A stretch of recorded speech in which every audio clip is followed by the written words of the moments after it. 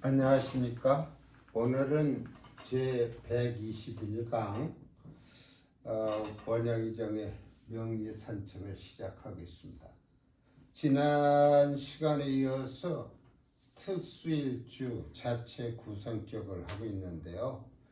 한마디로 얘기하면은 신살에 의한 격이 아닌가. 지난 시간에 일기격이 그렇고요. 복덕격도 일덕격도 그렇고 개강격도 그렇습니다. 그래서 우리가 이 신살이라고 하는 문제에 대해서는 좀 연구를 해 보아야 합니다. 사주를 감명하는 데 있어서 신살의 비중이 지나치게 많으면 배가 산으로 갑니다. 그래서 이 신살이라고 하는 건 저는 그렇게 생각을 해요. 하나의 예를 들어서 갈비찜을 만들면 그 맛있는 갈비찜 위에다가 고명이라고 하는 걸 얹지 않습니까? 근데 그 고명에 의해서 갈비찜의 그 모습이 달라져요.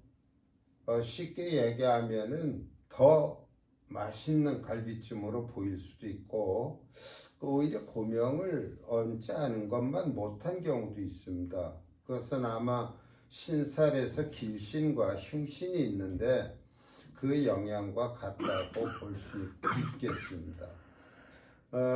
우리가 신살에 길신, 흉신이 있는데요. 그 길신, 흉신이 무조건 좋고 나쁜 것으로 판단되는 건 아니지 않습니까? 그 명조에서 어떠한 작용을 하느냐에 따라서, 어떠한 구조를 가지고 있느냐에 따라서 그 작용이 달라집니다.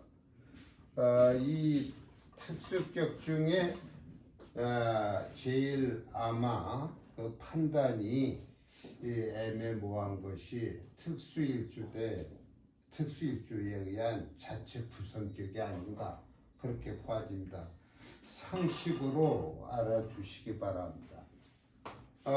세 번째 그 일덕격이라고 있어요. 일덕이라고 하면 갑인일, 병진일, 무진일, 경진일, 임술일주일 때 일덕격이 된다, 그렇게 되어 있습니다. 복덕이 따르는 그러한 일주가 되나 봐요. 일덕격 물론 신강해야 좋습니다. 신강하면은요 자비심도 있고 또 개인에게는 복록이 풍성한 그러한 좋은 점을 가져다 준다고 합니다. 그러나 꺼리는 게 또 있죠. 형충파해를 좋아하는 경우는 극히 드물어요. 있긴 있어요. 우리가 계고를 한다든지 할 때는 충이나 형이 있어야 되지 않겠습니까? 그 다음에 관이나 재가 왕한 거, 이것도 꺼린다고 합니다. 또 괴강이나 공망이 되는 거 다 꺼리는 것들이에요. 이런 것들이 없을 때 순수한 일덕격이 되는 것이죠.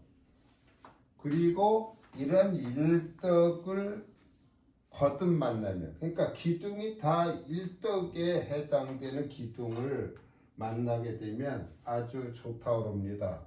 어떤 재앙을 소멸시키는 그러한 작용을 한다고 하네요.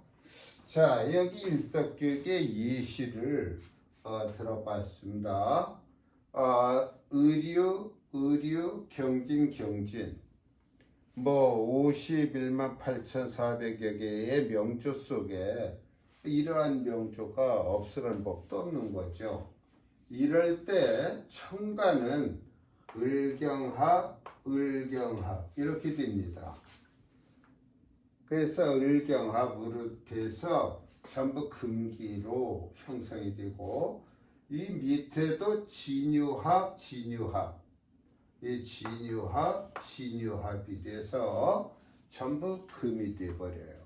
결국은 이건 금에 의한 전환격과 같습니다. 그러니까 금 자체가 용신이 되는 거예요. 금이 용신이 되고, 토가, 이 금을 생해주는 토가 시신이 되는 것이죠. 그래서 이것이 일덕격이라서 뭐 자비심이 있고 복록이 풍성하고 그런 것이 아니라, 사실은 격 자체가 전환격을 이루고 있기 때문에 또 금과 토가 따라주는 운이 되기 때문에 좋아지는 것이라고 봐지고요. 이렇게 천간과 지지가 전부 합으로서 또 토생금 하듯이 이렇게 천간과 지지가 서로 밀어줄 때 천지교태란 말을 씁니다. 천은 물론 천간이고 지는 지지죠. 교태, 서로 편안함을 주고받는다 하는 얘기인데요. 당연히 토와 금운이 대길하고요. 그래서 이 명제 주인공은 대부기를 이루는 사람이라고 해요. 그러니까 우리가 뭐 그것이 사실인가 아닌가는 대운을 다뤄보면 되지 않겠습니까? 자, 여하튼 일덕격 꺼리는 것이 없다면은, 기하는 것이 없다면은 아주 복록이 풍성해진다. 그 다음에 개강격입니다. 우리가 신사를 배울 때 이 개강살이라는 걸 배웠어요. 이 개강은 전부 우두머리, 개자의 우두머리, 강자예요. 하늘과 땅의 우두머리, 다시 말하면 진과 수를 개강이라고 합니다. 그러면은 이 개강은 흔히 네 개의 일주를 얘기하게 되는데, 경진, 경술, 임진, 임술, 거기에 무술이라고 하는 것도 개강으로 넣기도 합니다. 그러나 개강 사일주라고 한다면은 이 네 개를 얘기하게 되겠죠. 이 경진일주나 경술, 임진, 임술일주일 때 그 명주에 다시 말하면 꺼리는 것이 없으면, 물론 형충파에 없어야 되죠. 그런데 특히 관이나 재가 드러나는 것이 좋지 않아요. 그래서 그런 꺼리는 것이 없다면은 대권을 장악한다 라고 되어 있습니다. 대개 개강격을 놓은 사람은 총명하다, 지혜가 있고 과단성이 있고 어느 한쪽으로 치우치지 않는 구심점을 이룬다, 그렇게 이야기를 합니다. 하나의 사주의 예를 들어보면, 여기에서 이렇게 을경합이 되고 다 금기예요. 또 여기에 이렇게 개강이 쭉 놓여 있습니다. 그래서 이 사주에서는 이 사가 관이 되지 않겠습니까? 이 관이 되는데, 이 사는요 금의 생궁이기도 해요. 이 사 중에 경금이 들어 있습니다. 그래서 이 사도 화의 독자적인 역할을 할 수 있는 것이 아니고 금의 일간의 생궁으로서 처리를 할 수 있겠네요. 그래서 기피하는 것이 없습니다. 결국은 뭐 대학 총장까지 지냈다고 하는데, 한 가지 우리가 개강살이라고 하는 신살에서는 개강이 여러 개 기둥을 이루면 굉장히 흉하다, 다시 말하면 여명에 있어서는 굉장히 꺼린다, 관을 극한다 하는, 자신이 가장이 되지 않으면 안 된다 하는 그러한 얘기들을 우리가 공부한 기억이 납니다. 그런데 이 괴강격에서는 괴강이 여러 기둥일수록 좋은 거예요. 그래서 이 괴강격일 때는 건명, 남자 사주와 곤명일 때 남자 사주에서는 긍정적으로 해석하는 경향이 있고 곤명에서는 부정적으로 해석하는 경우가 있는데, 시대의 변화에 따라서, 왜냐하면 오늘날의 여성들의 경우 남자가 하는 일 다 합니다.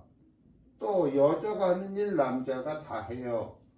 그러한 남성 여성의 그걸 가려서 길하고 나쁘고가 아니라 시대에 따라서 곤명이라고 해서 무조건 나쁘다 그렇게만 보지 마시고요.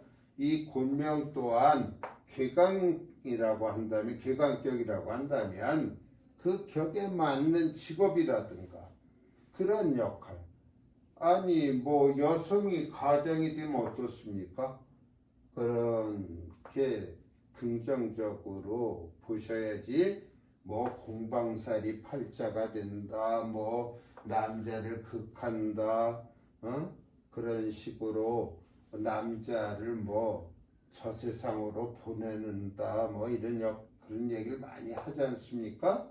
그런 것은 좀 우리가 명조의 그 구조를 놓고 생각을 해볼 문제다, 그렇게 말씀드릴 수 있겠습니다.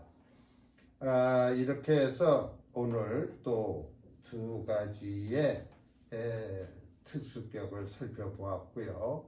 다음 시간에 이제 또 두 가지의 이런 특수일주 자체 구성격을 하면은 일단 이 일주에 의해서 판단되는 격은 공부가 끝납니다. 자, 오늘 수고하셨고요. 들어주셔서 감사합니다.